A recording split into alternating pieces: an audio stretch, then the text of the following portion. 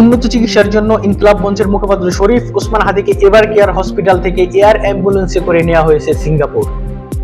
আজ সোমবার দুপুর 1:30টার দিকে সিঙ্গাপুর হসপিটাল থেকে একটি এয়ার অ্যাম্বুলেন্স আসে হযরত শাহজালাল আন্তর্জাতিক বিমানবন্দরে এবং সাথে আসে একটি মেডিকেল টিম।